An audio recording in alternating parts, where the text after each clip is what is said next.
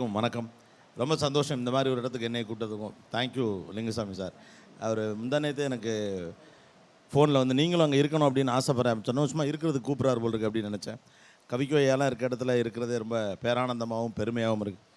நான் இந்நேரம் சும்மா உட்காந்து எல்லாத்தையும் கேட்டுக்கிட்டு இருந்தேன். கரெக்டாக சம்சா சாப்பிட்றப்போ அடுத்து நீ நான் கோபிநாத் பேசுவார் அப்படின்னு. ஆக்சுவலாக எனக்கு இதில் ரொம்ப பிடிச்ச கவிதை உங்கள் எல்லாருக்கும் அவ்வளோ பிடிச்சிருக்குமான்னு எனக்கு தெரியல. நான் ஒரு சாமானியனாகத்தான் கவிதை எல்லாத்தையுமே பார்க்குறேன். ஒரு கவிதை மனசு வச்செல்லாம் பார்க்குற அளவுக்குலாம் தகுதியெலாம் ஒன்றும் இல்லை. அடையாளத்துக்காக தழும்பை காட்டும் போதெல்லாம் நினைவில் வருகிறார்கள் கவிதாவும் கணக்கு வாத்தியாரும்.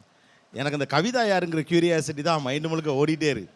ஒரு சாமானியன் ஒரு கவிதையை படிக்கிற போது எப்படி உணர்வான் அப்படின்னு என்னுடைய பார்வையிலேருந்து நான் பார்க்குறப்போ, நான் கல்லூரி நாட்கள்லேருந்து அல்லது அதுக்கு முன்னாலேருந்து போட்டுருந்த ஒரு சண்டைக்கு கவிக்கோ அவர்கள் ரொம்ப அற்புதமாக ஒரு விளக்கம் கொடுத்துட்டு போயிட்டார். கவிதைனா புரியணுங்கிற அவசியமே இல்லை அப்படின்னு.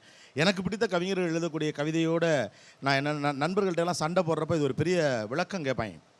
அவர் எழுதியிருக்கிறது புரியவே இல்லை. அந்த கவிஞர் என்ன சொல்ல வர்றாருன்னு எனக்கு தெரியவே இல்லை அப்படின்னு. யார் நட்பு காலம் படிச்சுவிட்டு அறிவுமதி என்ன கவிதையே புரியலைன்னு சொன்னவங்களாம் இருக்கான் நாட்டில். அருகருகே நின்று பேசுகிறவர்கள் நண்பர்கள், தூர விலகி நின்று பேசுகிறவர்கள் காதலர்கள். இதில் அவர் என்ன சொல்ல வர்றாரு அப்படின்னு. அப்போ அங்கே ஒருத்தர் சொல்லுவார், கவிதைனா அவர் எழுதுனது உனக்கு புரியணுங்கிற அவசியம் இல்லை, உனக்கு என்ன புரியுதோ அதுதான் கவிதை அப்படின்னு. இந்த டிபேட் வந்து மைண்டில் ஓடிக்கிட்டே இருக்கும். நான் வந்து இதை ஒட்டி என்னுடைய நண்பர் ஒரு கவிதை எழுதுனதை இங்கே ஷேர் பண்ணிக்கணும் அப்படின்னு நினைக்கிறேன். கவிஞர் ரசிகனுக்கு இது புரியுமோ புரியாதோ என்ற நிர்பந்தம் மனசுக்குள் இல்லாமல் கவிதை எழுதுவது எவ்வளோ அற்புதமான ஒரு அனுபவம் அப்படின்னு ஒரு கவிதை. படிக்கிறவனுக்கு புரியுமோ புரியாதோன்னு. ஆக ஒன்று தெரியுது, கவிஞன் என்ன நினைக்கிறான் என்பதை ஒரு ரசிகன் புரிந்து கொள்வது என்பதை விட ரசிகனின் பார்வையில் ஒரு புரிதலை ஏற்படுத்துவது ஒரு மிகச்சிறந்த கவிதைன்னு. எனக்கு இது ரொம்ப யதார்த்தமாக பிடிச்சிருந்தது.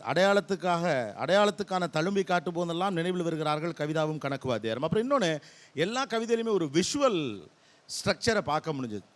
ஒரு அது காட்சியாக கண்முன்னே உருவகம். ஒருவேளை நம்ம அந்த மீடியாக்குள்ளே இருக்கிறனால நமக்கு வருதா இல்லை எல்லாருக்கும் வருமா அப்படிங்கிறதும் எனக்கு தெரியலை. இதை தாண்டி கவிதையின் வழியாக ஒரு மனிதனை படித்தல் அப்படின்னு ஒன்று இருக்குது. இந்த இப்போ லிங்குசாமி அவர்களை வந்து ஓரளவுக்கு எனக்கு தெரியும். ஆனால் தெரியாத போதும் கூட அவர் எப்படிப்பட்டவராக இருப்பார் என்பது குறித்தது தான். அந்த அணில் கவிதை எனக்கு ரொம்ப பிடிச்சிருந்தது தான். இந்த பிரபஞ்சம் எவ்வளவு நெருக்கடிக்கு நடுவிலும் அன்புமயமானது என்று நம்புகிற மனசே அற்புதமானது.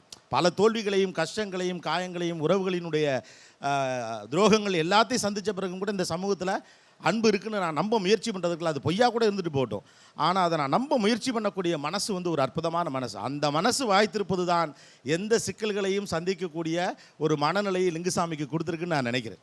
அணில் போடுறது அணில் போட்டு போச்சு, அது வேஸ்ட்டாக ஒன்றை போட்டு போயிட்டான்னு இல்லாமல் அந்த அணிலுக்கு அன்பு இருக்கிறது. அதனால தான் அது சரியாக குழந்தைகள் வர்றப்போ போடுதுன்னு சொல்கிறது இருக்குல்ல. பல துரோகங்களுக்கும் சிக்கல்களுக்கும் நடுவிலும் கூட இந்த பிரபஞ்சம் அன்பால் நிறைந்தது என்று நம்புங்கள் அப்படின்னு அடிக்கடி சொல்லுவேன். அதை நம்ப முயற்சி பண்ணுறது ரொம்ப ஒரு பாசிட்டிவான டோன். கடந்து போகிற சந்திப்புகளில் கண் சிமிட்டி சிரிப்பதற்கு மட்டுமே நேரம் இருக்கும் வாய்ப்பில் கூட நின்று கைகுலுக்கி பேசுகிற ஒரு மனுஷர் லிங்குசாமி. எனக்கு அவர்கிட்ட அதுதான் ரொம்ப பிடிக்கும். மோதன டிரெக்டர் எல்லாத்தையும் தாண்டி. அப்புறம் ஓப்பனாக ஒன்று சொல்லிடுறேன், லிங்குசாமி எவ்வளோ படம் இருந்தாலும் எனக்கு என்றைக்கும் ஆனந்தம் தான் பிடிக்கும். அது அவர் அந்த அடையாளத்தை தாண்டி வந்தாலும் நான் வசந்த பாலன்ட்டையும் சொல்லுவேன், நீங்கள் வெயில் அப்போ நாங்கள் ஃபோனில் பேசினப்போ வெயில் வேணால் கேன்ஸுக்கெலாம் போகட்டும், எனக்கு எப்போதுமே ஆல்பம் தான் பிடிக்கும் அப்படின்னு. இன்னமும் எனக்கு கௌதம் சாருடைய படத்தில் என்ன பிடிக்குங்கிறது அவருக்கு தான் தெரியும். அந்த படம் பார்த்துட்டிங்களா அப்படின்னு அந்த இன்டர்வியூக்கு வந்தப்போ நீ தான் என் பொண்ணு வசந்த ஒரு 1000 தடவை பார்த்துருப்பேன். நான் நினச்சப்பெல்லாம் அதை ஜெயா டிவியில் போடுறாங்க, சந்தோஷமாக பார்த்துக்கிட்டே இருக்கு. ஆக ஒன்று பிடிப்பது அப்படிங்கிறது எனக்கு பிடித்திருந்தால் போதுமானது, அதை நான் சமூகத்திற்கு சொல்லணும் அப்படிங்கிற அந்த மனநிலையிலிருந்து கவிதையை பார்க்கணுங்கிற ஒரு புரிதல் இது போன்ற சந்திப்புகளில் ஏற்படுவது பெருமிதமான விஷயம். தேங்க்யூ, தேங்க்ஸ் எல்லாம், ரொம்ப நன்றி, தேங்க்யூ.